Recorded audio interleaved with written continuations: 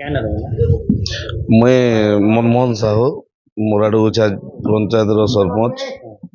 କାଣା ହେଇଛି ଏଇ ତୁମ ପଞ୍ଚାୟତ? ଇଟା ତ ଗୁଲି ହେଇଛେ ଆଜି ଯେନ୍ଟା ଅଛେ ମୁଇଁ ସ୍ପଟରେ ନେଇଥି, କିନ୍ତୁ ଆଜିର ଘଟଣା ନୁହେଁ ସେ, ଏଇଟା ବିଗତ ବର୍ଷେ ଦେଢ଼ ବର୍ଷ ଉପରେ ହେଇଗଲାନ। ରୀତିମତ ଇ ଏରିଆରେ ଇ ପ୍ରକାରର କ୍ରାଇମ୍ ଚାଲିଛେ। ଚୋରା ଚାଲାଣ ଗଞ୍ଜେଇ କାରବାର ହଉଛେ ବ୍ୟାପକ ଭାବରେ। ଆରୁ ସେ ଜାଗାରେ ଲୁଟ୍ ତରାଜ ଚାଲିଛେ। କିଛି ପିଲା ପାଖାପାଖି 15-20ଟା ପିଲା ଯେନ୍ ମାନେ କି ଟିନ୍ ଏଜ୍ର ହେବେ, 20-22 ବର୍ଷ ଭିତରେ ହେବା, ଡ୍ରଗ୍ସ ଖାଉଛନ୍, ସେମାନେ କଫ୍ ସିରପ୍ ଖାଉଛନ୍, ଆଉ ବିଭିନ୍ନ ପ୍ରକାରର ନିଶାସକ୍ତ ହେଇକିରି ଯେନ୍ ଲୋକମାନେ ସେବାଟେ ଯାଉଛନ୍, ଲୋକଙ୍କୁ ହଇରାଣ କରବାରଟା ଗୋଟେ ବହୁତ ଖରାପ ଜିନିଷଟେ। କିନ୍ତୁ ସାର୍ ଆଗରୁ ଘଟଣା ଘଟିଲା ଘଟଣା ସାଙ୍ଗେ ଗଞ୍ଜେଇ କାରବାର କିଛି ଲିଙ୍କ ଅଛି କି? ନିହାତି ଭାବେ ଅଛେ, ସେମାନେ ରୀତିମତ ସେ ଜାଗାରେ ରହିକିରି ଏନ୍ତା କାରବାର କରୁଛନ୍। ଯେହେତୁ ସେମାନେ ଟେବଲେଟ୍ ଫେବଲେଟ୍ ଖାଉଛନ୍, କଫ୍ ସିରପ୍ ଖାଉଛନ୍, ତାଙ୍କର ସେନ୍ସ ଆଉ ନାଇଁ ରହେବାର୍, ବୁଝିଲେ କି ନାଇଁ। ଆଜିର ଯେନ୍ ଘଟଣାଟେ, ହଁ ଆଜି ଯେନ୍ ଘଟଣାଟେ ହେଇଛେ, ଗୁଟେ ଯଦି ଲୋକକୁ ଦୌଡେଇ ନେଇଛନ୍, ଗୁଟେ ଘର ଭିତରକେ ପଶେଇ ଦେଇଛନ୍, ଆର୍ ସେନେ ଯେତେବେଳେ କବାଟ ପିଟାପିଟି କରିଛନ୍, ଇମାନେ କିନ୍ତୁ ଇନୋସେଣ୍ଟ ଲୋକମାନେ ତାହାକୁ ଯାଇକିରି ସେନେ ଛଡାବାର ଲାଗି ଯାଇଛନ୍, ଯେତେବେଳେ ତାକୁ ଫାୟାରିଂ କରିଦେଇଛନ୍। ଇତାର ବର୍ଷ ମାନେ ମାସେ ଭିତରେ ଗୋଟେ ଘଟଣା ଘଟିଛେ, ସେଟା ବି ପୁଲିସର ହସ୍ତଗତ ଅଛେ। ଆଜି ମୁଇଁ ନିଜେ ବି ଏସ୍ପିଙ୍କୁ ଫୋନ୍ କରିଥିଲି ଏଥିର ଉପରେ। ନିହାତି ଭାବେ ସେମାନେ ଯେନ୍ ଆଜି ଯେନ୍ ଜଣକେ ଧରା ହେଇଛେ, ଇଣ୍ଟରୋଗେସନ୍ କରାହେଇଛେ, ସେ ନାଁ ବି ନେଇଛେ, 10-12 ଜଣଙ୍କର ନାଁ ବି ନେଇଛେ। ଯୋଉ ପିଲାମାନେ ଗଞ୍ଜେଇ କାରବାରରେ ଲିପ୍ତ ହଁ ଅଛନ୍ତି ସେମାନେ ହିଁ ହଁ, ଗୁଳିକାଣ୍ଡ ପୁରା କରିଛନ୍ତି। ସେମାନେ ବି କରୁଛନ୍। ନାଇଁ ନାଇଁ, ସେମାନେ ଆଜି ଯୋଉ ହଁ ଘଟଣା ହଁ ଘଟିଲା ସେମାନେ ଏକା ଅଛନ୍। ବେଲେ ସେମାନେ ନାଁ ବି ନେଇଛନ୍, ଜଣକେ ଧରା ହେଇଛେ କି ନାଇଁ ହୁଁ, ତାଙ୍କର ଭିତରୁ। ତ ଆମର ଡିମାଣ୍ଡ ରହୁଛେ ଯେ ଆମର ଏରିଆର ପ୍ରୋଟେକ୍ସନ୍ ଲାଗି ନିହାତି ଭାବେ ସେନା ଗୋଟେ ଆଉଟପୋଷ୍ଟ କରାଯାଉ।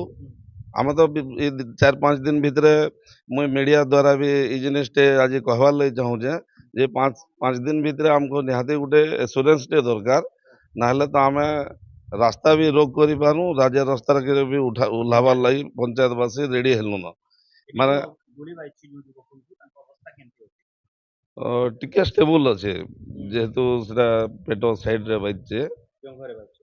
ନାଇଁ, ପେଟ ପେଟ ସାଇଡରେ ପେଟ ସାଇଡ୍ରେ ବାଜିଛେ। ଉଦ୍ଧାର କରିବାକୁ ଯାଇ ହଁ, ଇଏ କିଛି ନାଇଁ ମନା କରବାର୍ ଲାଗି ଯାଇଛେ, ଆଉ ତାକେ ଗୁଲି ମାରିଛନ୍। କାଁ ଜଣେ ହେଲେ କେ ଏମାନେ 4-5 ଜଣ ଥିଲେ, ତାକୁ ଯଦି ସେମାନେ ମାରିଛନ୍ ବେଲେ ଯାହା ବି ତାଙ୍କର ଗୋଟେ ମୁହଁ ଜୋର ବଢି ଯାଇଥିବ ସେ ଏରିଆରେ। ମୁଇଁ ଘରୁ ଯାଉଥିନି ଦୁକାନେ, ଆମର ସେ ମୋର ଖା ପାଖ ଦୁକାନରେ ଝାମଲା ବାତି ହଉଥିଲେ ସାଉଣ୍ଡ ହେଲା ନା, ମୁଇଁ ଯାଉଥିନି ଇଆଡୁ ଯେତେବେଳେ ଯାଉଥିନି ସିଆଡୁ ଖାଇକି ଫାୟାରିଂ କଲେ। 2-3 ଥର ଫାୟାରିଂ କଲେ, ଦୁଇଟା ସାଇଡ କରିଦେଲେ, ଲୁହା ଦେନି ପଲେଇଗଲା, ଗୋଟେ ବାଜିଗଲା ରାପେଟ। କେନ ବାଜିଛି? କେନ୍ତା କେନ୍ତା ଅଛି ଅବସ୍ଥା ଏହା ଜନ? ଏ ଅବସ୍ଥା ବୋଲେ ଗୋଡ ପ୍ୟାନ୍ ହଉଛି ଗୋଟେ ସାଇଡ, ହଁ ହଁ। ଆଉ ଠିଆ ଉଠି ନାଇଁ ହବାର। ନାଇଁ, ପିଛା କରବାରଟା ହେଟା ମୁଇଁ ତ ନାଇଁ ଜାନେ। ଘରୁ ବାହାରିକରି ଆମର ଦୁକାନ ଠାଙ୍କି ଯାଉଥିନି। ତମେ ବଞ୍ଚାବାର ଲାଗି ଯାଇଥିଲ ଆଉ ଆଟାକ୍ କଲେ କେଁ ତମକେ? ନାଇଁ, ସେମାନେ କାଣା ହେଇଛି ମୁଇଁ କିଛି ଅବସ୍ଥା କିଛି ନାଇଁ ଜାଣିଥାଇ ତାର। ସେମାନେ ଝାମଲା କାଁ ଲାଗି କହୁଛନ୍, କିଏ କହୁଛନ୍ ବୋଲିକରି ମୁଇଁ ଯାଉଥିନି। ହଁ ଦେଖି ଯାଉଥିଲ ଦେଖି ଯାଉଥିନି ଯାହାକି ମୋଠା ଆଡେ ସେଟାକେ ଯେନ୍ କୁଦଉଥିଲେ ବଞ୍ଚାବାର ଲାଗି ଯାଉଥିଲ ଆର୍ ଆଟାକ୍ କଲେ ତମକେ। ବସୁ ସାହୁ ଗୋରିଆ ଘାଟ ତରଭା ବ୍ଲକ ସୋନପୁର ଡିଷ୍ଟ୍ରିକ୍ଟର।